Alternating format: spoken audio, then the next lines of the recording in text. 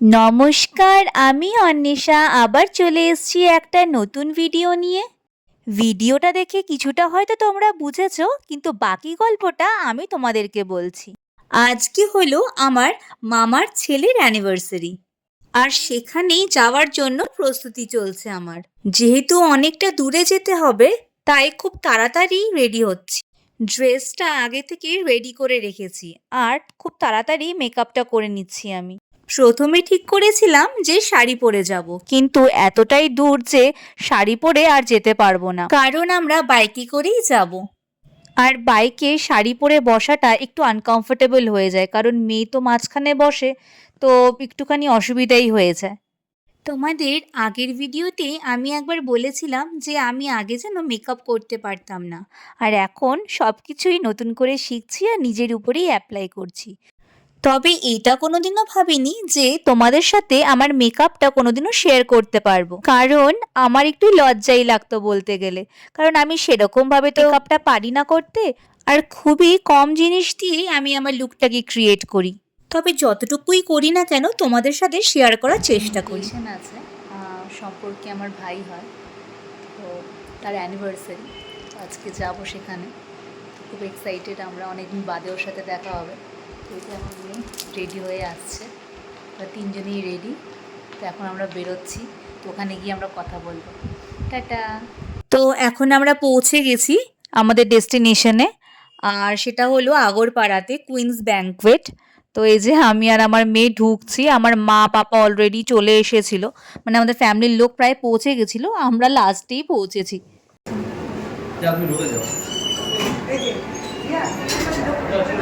যে চলে এসেছি আমাদের ডেস্টিনেশনে, দেখো কি সুন্দর সাজিয়েছে গেটটাই। আমি এখান থেকে প্রায় ভিডিও করছি, তো দেখি অনেকদিন বাদে দেখা হবে সবার সাথে। এই যে এটা হচ্ছে আমার মামা, অনেকদিন বাদে দেখা হলো। ব্যাংকুয়েট হলটা এত বড় আর এত সুন্দর করে সাজানো গোছানো, কি বলবো। এই যে আমার মেয়ে এসেই শুরু হয়ে গেছে স্টার্টার। এটা যদিও অ্যানিভার্সারি, কিন্তু ওয়েডিং কোনো পারপাসের জন্য, মানে রিসেপশন বলো বা বিয়ে বলো, মানে এটা একদম পারফেক্ট। ব্যাংকুয়েট হলটা কি সুন্দর শুধু দেখায়, কত বড় দেখো।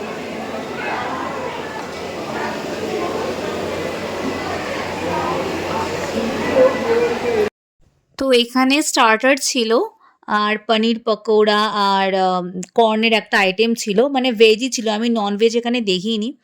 মানে এত ভালো ছিল খেতে, মানে কি বলবো, আমি তো 3খানার মতন প্লেট নিয়েছি।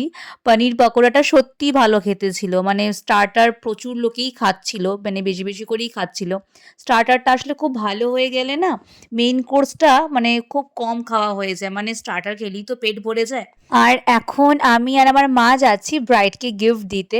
মা অনেকক্ষণই এসেছে, কিন্তু ব্রাইড একটু বিজি ছিল বলে তো মা তখন আর দেয়নি, তো বললো থাক তোর সাথেই আমি যাব বলে ওয়েট করছিলাম।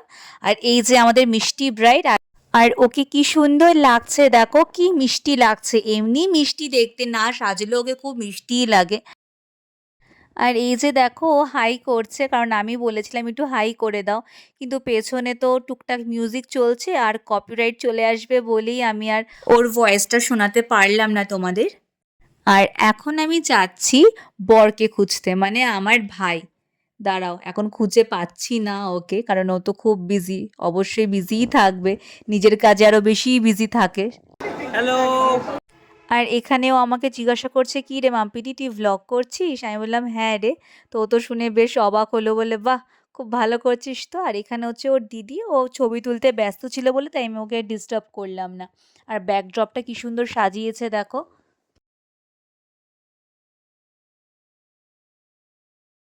আর এখানে আমি নিজের ভিডিও একটুখানি করে নিচ্ছিলাম, এখানে একটা হাত ধোয়ার একটা জায়গা ছিল, আর বড় দেখে আয়না রাখা ছিল, মানে আরেকটা সাইডেও আয়না রাখা ছিল, এত সুন্দর ক্লিয়ার ছিল যে, তো ভাবলাম যে এখানে আমি নিজের একটা ভিডিও করে নিই।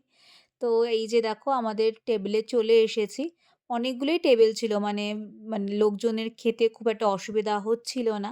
আর এই যে আমিও স্টার্টার নিয়ে নিয়েছি, একবার তো খেয়েছি, আবার নিয়েছি স্টার্টার, বেশ ভালোই লাগছিল খেতে।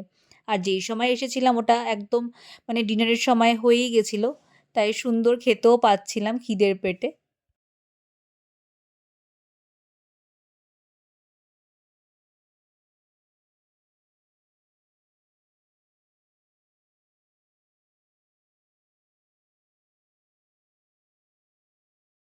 আমার মেয়েকে একবার বললাম, "তোকে কি আমি মেইন কোর্সটা খাইয়ে দেবো? একটু ভাত, একটু মাংস বা মাছ যা আছে।" বলছে, "না, না আমি স্টার্টারই খাবো।" আসলে স্টার্টারটা খুব ভালো হয়েছিল বলেই আরও ও খেতে চাইছিল বারবার করে। আর এখানে দেখতে পারছো? আমি আবার নিয়ে এসেছি। কি অবস্থা আমার, দেখেছো? আবার নাকি আমি খাবো। আর এখানে কিছু সফট ড্রিংকস রাখা ছিল। তো আমি এখানে মাজাটাই নিলাম। আমার মাজা খেতে এমনিই ভালো লাগে। তো ওটা যখন রাখা ছিল তাহলে আর কে ছাড়ে। আর এই সফট ড্রিঙ্কটা খেয়ে আমার এত ভালো লাগছিল, মানে এতগুলো প্লেট স্টার্টার খাওয়ার পরে একটু জলের প্রয়োজন ছিল। তো সফট ড্রিঙ্কটা হওয়ার জন্য বেশ ভালোই হলো।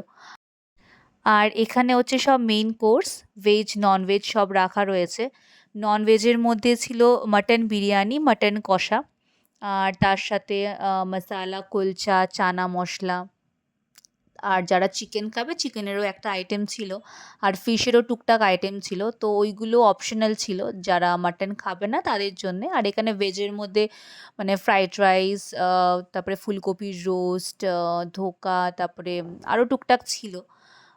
তো আমি ভেজ ননভেজ দুটোই নিয়েছিলাম টেস্ট করার জন্যে। আসলে সত্যি বলতে কি, স্টার্টার খাওয়ার পরে আমি না মেইন কোর্সের জন্য ওয়েট করিনি। আমি তখনই নিয়ে এসেছিলাম। আসলে অনেক সময় কি হয়, স্টার্টার খাওয়ার একটু পরে যখন খেতে বসি তখন খিদেটা একদম নষ্ট হয়ে যায়। তাই আমি ঠিক করলাম যে একবারে আমার আর আমার মেয়ের জন্য একবারে যদি নিয়ে বসি যতটুকু পারবো খাবো।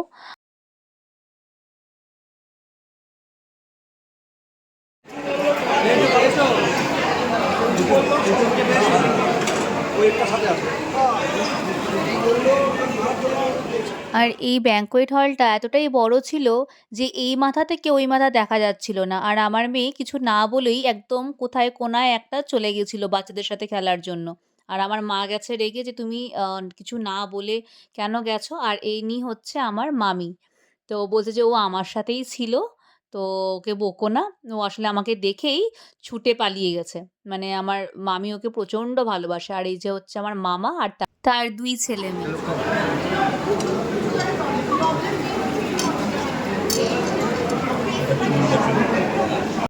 আমাদের ডিনার শেষ আর এই যে ডেজার্ট খাচ্ছি, চাটনি, তারপরে মিষ্টি আর এই যে ফ্রাইড রাইস একটুখানি দেখছো, আমার মেয়েটা যেন কিচ্ছু খায়নি। অল্প একটুখানি বিরিয়ানি খেলো। এদিকে বাড়িতে বিরিয়ানি করলে কিন্তু বেশ খায়, বা কোনো জায়গায় ঘুরতে নিয়ে গিয়ে যদি রেস্টুরেন্টে বিরিয়ানি অর্ডার করি ও কিন্তু সুন্দর খায়। কিন্তু এখানে কেন কি জানি খেলো না। তাই ওই জন্য একটু ফ্রাইড রাইসও নিলাম, দেখলাম সেটাও ঠিক করে খাচ্ছে না। ওই যে স্টার্টারটা খেয়েই ওর গন্ডগোল হয়ে গেছে। মানে ওটা খেয়ে পেট ভরে গেছে। আর এই যে দেখো প্রায় অনেক লোকই চলে গেছে। এইজন্য ব্যাঙ্কোয়েট হলটা আরও যেন ফাঁকা, ফাঁকা লাগছে। আচ্ছা, তোমাদের সাথে একটা কথা আমার শেয়ার করা হয়নি। যদি কেউ খড়দায় থাকো, মানে খড়দা জায়গাটা যদি কেউ চেনো, সেখানে একটা দোকানের নাম সুকন্যা জুয়েলারি হাউস, মানে একটা সোনার দোকান। হয়তো যদি যারা খড়দা চিনে থাকবে তারা অবশ্যই হয়তো এই দোকানটার নাম হয়তো জানবে। তো সেই দোকানের মালিকই হচ্ছে আমার মামা, যাকে তোমরা প্রথমেই দেখলে আমার হাসব্যান্ডের সাথে ফটো তুলছিল। আমি নরেশ মামা বলেই ডাকি ছোটবেলা থেকে। আর কে, কে রসগোল্লা খেতে ভালোবাসো আমাকে অবশ্যই কমেন্ট করো কিন্তু। আমি তো প্রচণ্ড ভালোবাসি।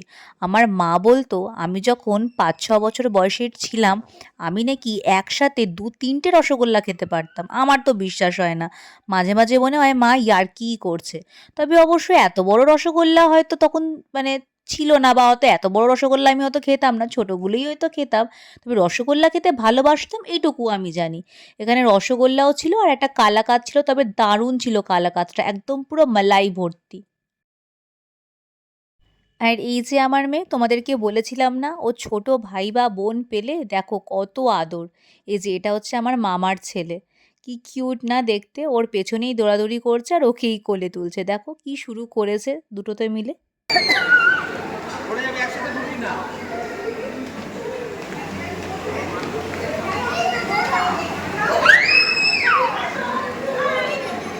আমি তুলে দিই। চলো আমার মামির সাথে তোমাদের পরিচয় করিয়ে দিই। এটা হচ্ছে আমার মামি। ওনার নাম হচ্ছে একতা সিং। হ্যাঁ, উনি বাঙালি না, উনি হচ্ছে একজন রাজপুত। উনি রাজস্থানের মেয়ে। প্রচণ্ড মিষ্টি এবং মিশুকে একটা মানুষ।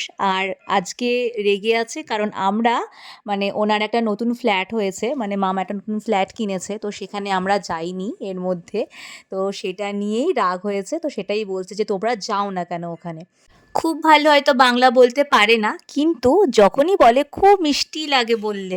আর যদি ওনার বাড়ি একবার যাই আমি, মানে ফ্ল্যাটে, অবশ্যই একটা ভ্লগ আমি বানাবো, কারণ আমি শুনেছি ফ্ল্যাটটা নাকি খুব সুন্দর আর সেই ফ্ল্যাটের টেরেসটা দেখার মতন। আমাকে একবার ভিডিও যদিও পাঠিয়েছিল, কিন্তু সত্যি বলতে কি যাওয়া হয়ে ওঠেনি। আর এখানে এই যে আমার মামার ছেলের নাকের মধ্যে ব্যথা পেয়েছে, এত দৌড়াদৌড়ি করলে ব্যথা তো পাবেই। আর এই যে আর আমি খেয়েই যাচ্ছি, মানে তোমরা প্লিজ কিছু মনে করো না, আমি খেতে না প্রচণ্ড ভালোবাসি। খুব বেশি হয়তো খাই না, কিন্তু আমি সব রকমের খেতে ভালোবাসি। শুধু এই পানটা ছাড়া আমি সবই খেয়েছি বলতে গেলে। এই পানটা শুধু আমি মিস করেছি, কারণ পান আমি খেতে ভালোবাসি না। এখন প্রায় ঘড়িতে 10:30 বাজে, আর যাওয়ার তাড়া তো চলেই এসেছে, কারণ পরের দিন স্কুল আছে। আর আমার সেদিন খুব মন খারাপ হচ্ছিল, কারণ বাড়ি আমাদের একদম পাশেই। তো একদম বাড়ির পাশে এসে চলে যাওয়াটা খুব মানে খারাপ লাগে। কিন্তু কি আর করার, যেতে তো হবেই। আর আমরা কিছু ফটোও তুলে নিয়েছি, অবশ্যই তুলতে তো হবেই, অনেকদিন বাদে সবার সাথে দেখা। তবে তোমাদের সাথে কিন্তু আমার আবার দেখা হবে, কারণ আজকে তো গল্প আমার এখানেই শেষ, চলে তো আমাকে যেতেই হবে। তবে আবার আসবো নতুন কোনো গল্প, নতুন কোনো ভিডিও নিয়ে। আর অবশ্যই সাপোর্ট করো, ভালো লাগলে কমেন্ট করো। আর এরকম নতুন নতুন ভিডিও দেখার জন্য অবশ্যই আমার চ্যানেলটাকে তাড়াতাড়ি সাবস্ক্রাইব করো। আজ তাহলে আসি, সবাই ভালো থেকো, সুস্থ থেকো, টাটা।